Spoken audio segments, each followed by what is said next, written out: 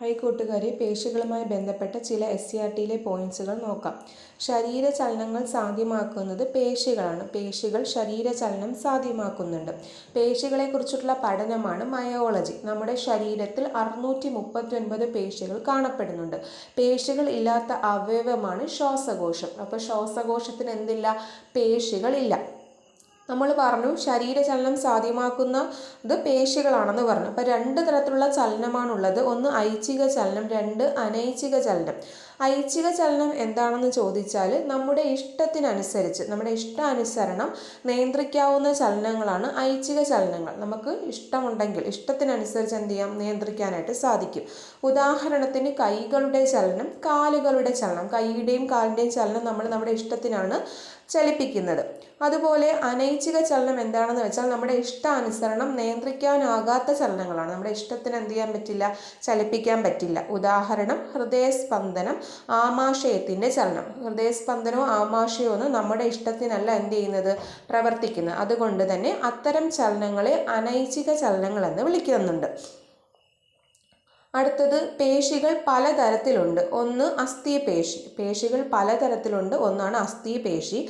അതിൻ്റെ സവിശേഷതകൾ നോക്കാം. അസ്ഥിപേശിയുടെ സവിശേഷതകൾ ചോദിച്ചാൽ, അസ്ഥിപേശിയിലെ കോശങ്ങളുടെ സവിശേഷതകൾ ചോദിച്ചാൽ, അസ്ഥികളുമായി ചേർന്ന് കാണപ്പെടുന്നു. ആ പേര് പോലെ തന്നെ അസ്ഥിയുമായി ചേർന്ന് കാണപ്പെടുന്നു.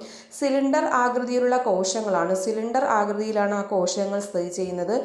കുറുകെ വരകൾ കാണപ്പെടുന്നുണ്ട്. കുറുകെ വരകൾ കാണപ്പെടുന്നു. അതുകൊണ്ട് തന്നെ അസ്ഥിപേശിയെ രേഖാങ്കിത പേശി എന്നും അറിയപ്പെടുന്നു. കുറുകെ വരകൾ കാണപ്പെടുന്നതുകൊണ്ട് അസ്ഥിപേശിയെ രേഖാങ്കിത പേശി എന്നും അറിയപ്പെടുന്നു.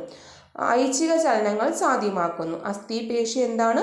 ഐച്ഛിക ചലനങ്ങൾ സാധ്യമാക്കുന്നു. അതുകൊണ്ട് അസ്ഥിപേശിയെ ഐച്ഛിക പേശി എന്നും വിളിക്കാറുണ്ട്. ഐച്ഛിക പേശി എന്നും വിളിക്കാറുണ്ട്. അപ്പോൾ പേശികൾ പലതരമാണ്. അതിലൊരു പേശിയാണ് അസ്ഥിപേശി. അസ്ഥിപേശി രേഖാങ്കിത പേശി എന്നറിയപ്പെടുന്നു. അസ്ഥികളുമായി ചേർന്ന് കാണപ്പെടുന്നു. സിലിണ്ടർ ആകൃതിയിലുള്ള കോശങ്ങളാണ് കാണപ്പെടുന്നത്.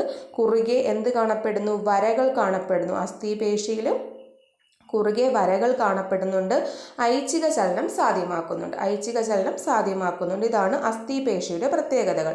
അപ്പോൾ അസ്ഥിപേശി എക്സാമിന് ചോദിച്ചിട്ടുണ്ട്. PSC എക്സാമിന് ഒരുപാട് തവണ ചോദിച്ചിട്ടുള്ള ഒരു പോർഷനാണ് പേശി കോശങ്ങളുടെ പ്രത്യേകതകൾ. അടുത്ത അസ്ഥിപേശി കഴിഞ്ഞാൽ അടുത്ത പേശിയാണ് ഏതെന്ന് പറയുന്നത്? ഹൃദയപേശി. അസ്ഥിപേശി കഴിഞ്ഞാൽ മറ്റൊരു പേശിയാണ് ഹൃദയപേശി. ഹൃദയപേശി ആ പേരിൽ തന്നെയുണ്ട്. ഹൃദയഭിത്തിയിൽ കാണപ്പെടുന്നു. എന്താണ്? ഹൃദയഭിത്തിയിൽ കാണപ്പെടുന്ന പേശിയാണ് ഹൃദയപേശി. ശാഖകളായി പിരിഞ്ഞ കോശങ്ങളാണ്. ഈ ചിത്രം മനസ്സിൽ ഓർത്ത് വെച്ച് നമുക്ക് എക്സാമിന് എഴുതാൻ പറ്റും, കൺഫ്യൂഷൻ ആവാതെ. ശാഖകളായിട്ടാണ് ചിത്രം നോക്കുമ്പോൾ നമുക്കറിയാം. ശാഖകളായിട്ട് പിരിഞ്ഞ കോശങ്ങളാണ് കാണപ്പെടുന്നത്. കുറുകെ വരകൾ കാണപ്പെടുന്നുണ്ട്. കുറുകെ എന്ത് കാണപ്പെടുന്നുണ്ട്? വരകൾ കാണപ്പെടുന്നുണ്ട്.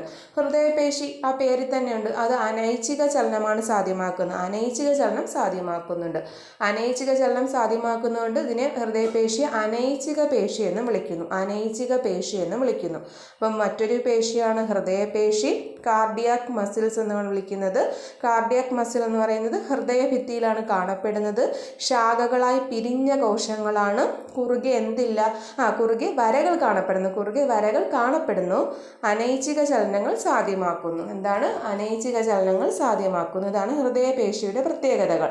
അടുത്തൊരു പേശി നമുക്ക് പഠിക്കാനുള്ളത്, ഒരു പേശിയും കൂടെ പഠിക്കാവുള്ളൂ. നമുക്ക് പഠിക്കാനുള്ള പേശിയാണ് മിനുസപേശി. മിനുസപേശി. അതുകൊണ്ട് അതിന് മറ്റൊരു പേരാണ് രേഖാശൂന്യ പേശി. മിനുസപേശിയുടെ മറ്റൊരു പേരെന്താണ്? രേഖാശൂന്യ പേശി.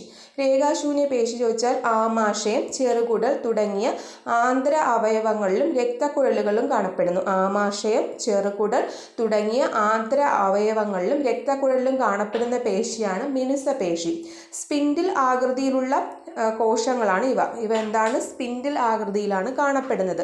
കുറുകെ വരകൾ ഇല്ല. അതുകൊണ്ടാണ് മിനുസപേശിയെ രേഖാശൂന്യ പേശി എന്ന് വിളിക്കുന്നത്. കുറുകെ വരകൾ ഇല്ലാത്തതിനാൽ മിനുസപേശിയെ നമ്മൾ രേഖാശൂന്യ പേശി എന്ന് വിളിക്കുന്നു. ഇതും അനൈച്ഛിക ചലനങ്ങൾ സാധ്യമാക്കുന്നു. ഐച്ഛിക ചലനങ്ങൾ സാധ്യമാക്കുന്നു. അനൈച്ഛിക ചലനവും ഐച്ഛിക ചലനവും സാധ്യമാക്കുന്നുണ്ട്. അനൈച്ഛിക ചലനങ്ങളും സാധ്യമാക്കുന്നുണ്ട്.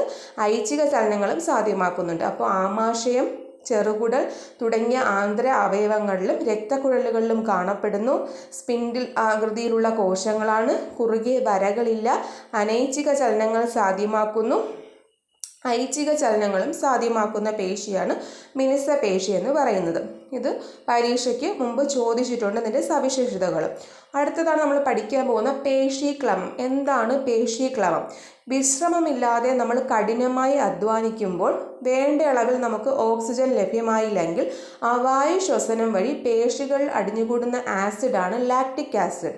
അപ്പോൾ നമ്മളിങ്ങനെ വിശ്രമമില്ലാതെ ജോലി എടുക്കുന്ന സമയത്ത് അവായു ശ്വസനം വഴി ഓക്സിജൻ ലഭ്യമായില്ലെങ്കിൽ അവായു ശ്വസനം വഴി നമ്മുടെ പേശികളിൽ അടിഞ്ഞുകൂടുന്ന ഒരു ആസിഡാണ് എന്തെന്ന് പറയുന്നത് ലാക്റ്റിക് ആസിഡ്. അപ്പോൾ ലാക്റ്റിക് ആസിഡ് നമ്മുടെ പേശികളിൽ അടിഞ്ഞുകൂടും.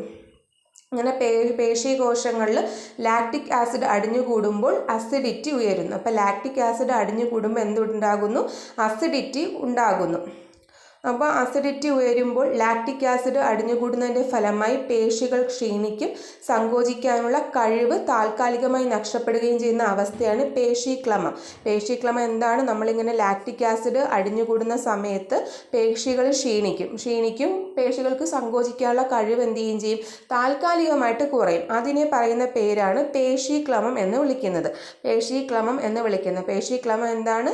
വിശ്രമമില്ലാതെ നമ്മൾ പ്രവർത്തിക്കുന്ന സമയത്ത്, കഠിനമായി അധ്വാനിക്കുന്ന സമയത്ത് നമുക്ക് ഓക്സിജൻ ലഭ്യമായില്ലെങ്കിൽ അവായു ശ്വസനം വഴി നമ്മുടെ പേശികളിൽ ലാക്റ്റിക് ആസിഡ് അടിഞ്ഞുകൂടുന്നു. ലാക്റ്റിക് ആസിഡ് അടിഞ്ഞുകൂടുന്നതിൻ്റെ ഫലമായി പേശികൾ ക്ഷീണിക്കുകയും സങ്കോചിക്കാനുള്ള കഴിവ് നഷ്ടമാവുകയും ചെയ്യുന്നു.